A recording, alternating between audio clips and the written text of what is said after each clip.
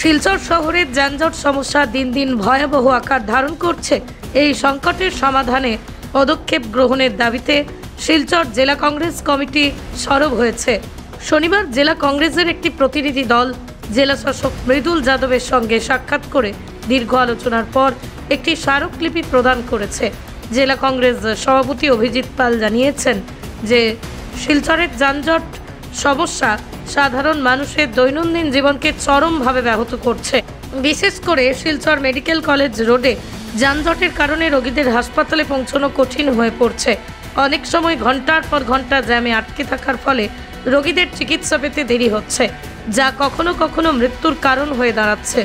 এছাড়াও শহরের বিভিন্ন স্কুল কলেজের ছাত্রছাত্রীরা যানজটের ফলে নির্ধারিত সময়ে বিদ্যালয়ে পৌঁছতে পারছে না। শহরের বুকে গড়ে ওঠা বেসরকারি হাসপাতালে, শপিং মল ও হোটেলগুলির কাছে যথাযথ পার্কিং ব্যবস্থার অভাব থাকায় সাধারণ মানুষকে চরম দুর্ভোগ পোহাতে হচ্ছে। এই পরিস্থিতির দ্রুত সমাধানে জেলা কংগ্রেস কমিটি প্রশাসনের দৃষ্টি আকর্ষণ করেছে। তারা দাবি করেছে, যানজট সমস্যা নিরসনের জন্য অবিলম্বে কার্যকরী ব্যবস্থা গ্রহণ করা হোক।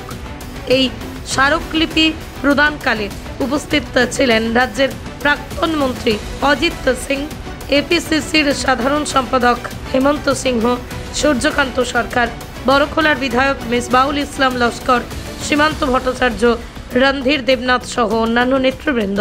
শহরের যানজট সমস্যার সমাধানে প্রশাসনের পদক্ষেপ কতটা কার্যকর হয় এখন সেটাই দেখার।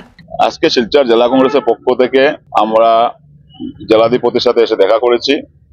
বিশেষ করে শিলচর শহরের যে ট্রাফিক সমস্যায় মানুষ যেভাবে নাজেহাল, শিলচরবাসী, শিলচর তথা কাছাড় জেলার মানুষ, বিশেষ করে শিলচর মেডিকেল কলেজ, প্রত্যেকে এখানে মুমূর্ষু রোগীকে নিয়ে মেডিকেল কলেজ যায়, কিন্তু বর্তমানে শিলচরে ট্রাফিকের এই নাজেহাল সমস্যার জন্য ঘন্টার পর ঘন্টা রাস্তাতে অনেক রোগীর মৃত্যু হয়।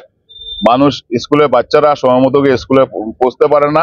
যেভাবে শিলচরের মানুষ নাজেহাল এই ট্রাফিক সমস্যা নিয়ে, সেটা নিয়ে আজকে জেলা কংগ্রেসের পক্ষ থেকে আমরা জেলাধিপতির সাথে দেখা করেছি এবং ওনাকে আমরা অনুরোধ করেছি যে শিলচরের মানুষ যাতে সুস্থভাবে বাঁচতে পারে, শিলচরের মানুষ যাতে মেডিকেলে সময় মতো গিয়ে পৌঁছতে পারে, সেই ব্যবস্থা শিলচরের যে বেহাল ট্রাফিক সমস্যা, সেই সমস্যার সমাধান যেন ইতিমধ্যে করা হয়। কেন বর্তমান সরকারে আমরা দেখি ট্রাফিক অ্যাডভাইসারি কমিটিও নেই।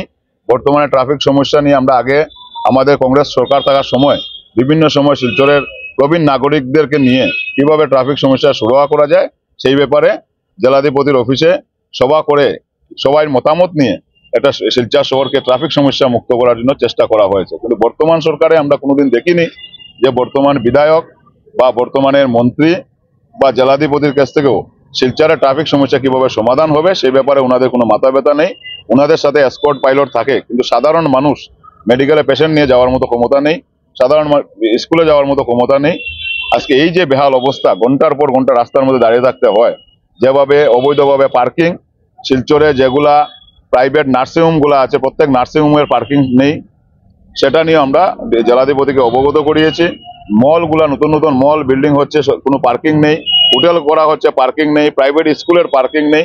সেইগুলা কিভাবে ওনাদেরকে পারমিশন দেওয়া হয় সেই ব্যাপারটা খতিয়ে দেখতে এবং এটা বিহিত ব্যবস্থা গ্রহণ করার জন্য আমরা আজকে এই প্রতিনিধি দলে, বিশেষ করে আমাদের সাথে বড়খোলার বিধায়ক ছিলেন মিসবাউল ইসলাম লস্কর, প্রাক্তন মন্ত্রী অজিত সিং সহ জেলা কংগ্রেসের নেতৃবৃন্দরা এখানে সবাই এসছি আমরা, এবং আমরা ওনাদেরকে অনুরোধ করিয়েছি যে অতি সত্বর যেন সেই ট্রাফিক সমস্যার সমাধান করা হয়।